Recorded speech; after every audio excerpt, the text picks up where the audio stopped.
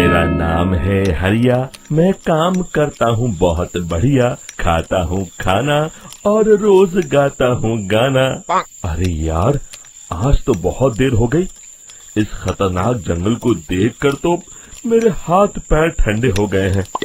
अगर मैं वक्त पर गांव नहीं पहुंचा तो मालिक बहुत नाराज हो जाएंगे। तभी हरिया को एक आवाज सुनाई देती है। सुनिए हरु जी। अरे, ये आवाज किसने दी? तभी हरिया को सामने कुछ दूर एक औरत खड़ी दिखाई देती है। अरे भाई, ये औरत अकेली इतनी रात को इस जंगल में क्या कर रही है? चलकर पूछना पड़ेगा। फिर हरिया अपनी बैलगाड़ी उस औरत के सामने लाकर रोक देता है और उससे पूछता है।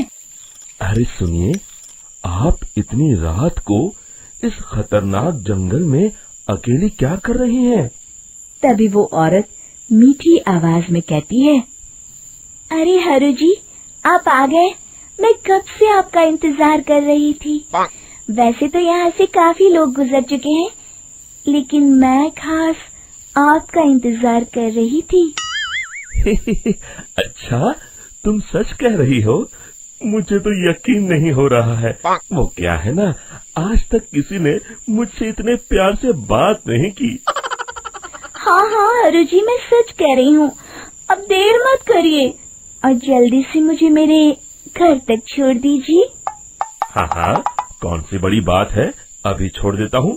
आप मेरे पीछे बैलगाड़ी में बैठ जाइए और मुझे रास्ता बताते चलिए। फिर वो औरत हरिया की बैलगाड़ी में बैठ जाती है और हरिया बैलगाड़ी हाँकता हुआ आगे चल पड़ता है। फिर उस औरत के बताए हुए रास्ते पर चलते चलते हरिया बैलगाड़ी लेकर एक काली गुफा के आगे आकर रुक जाता है। हरिया उस औरत से पूछता है। देवी जी, आपका घर कहाँ है?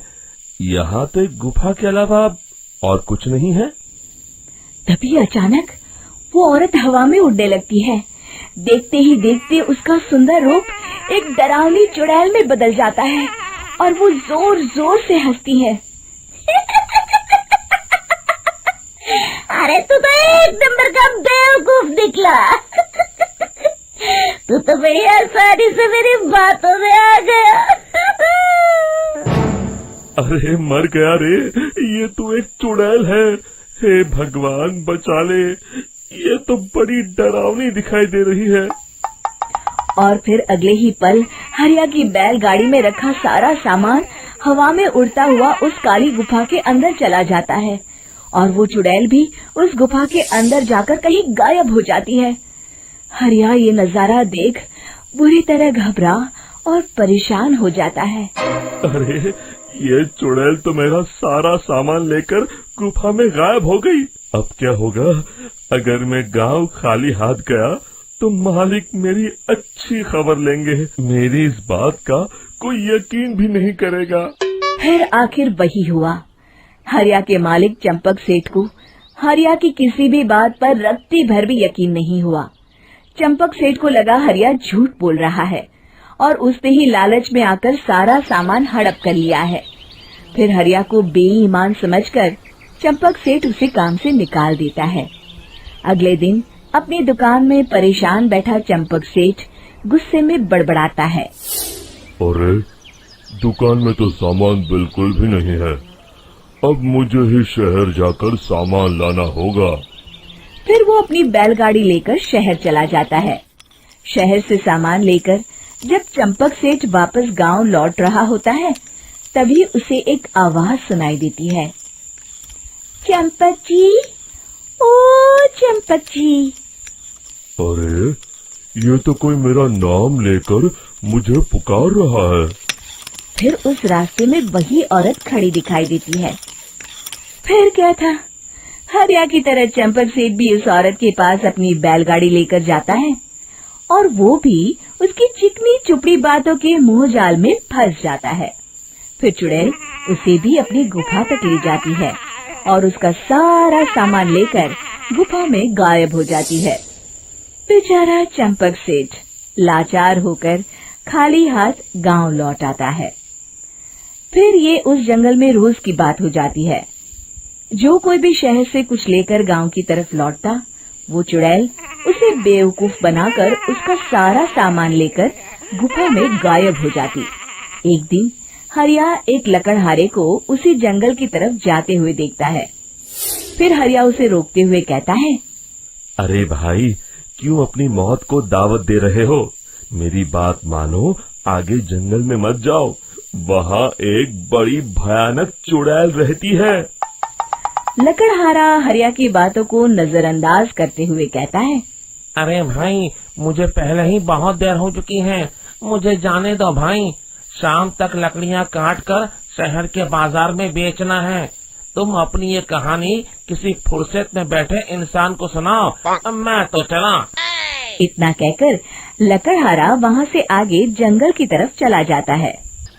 फिर अगले दिन गांव के मुखिया के घर के बाहर बहुत सारे लोग जमा हो जाते हैं।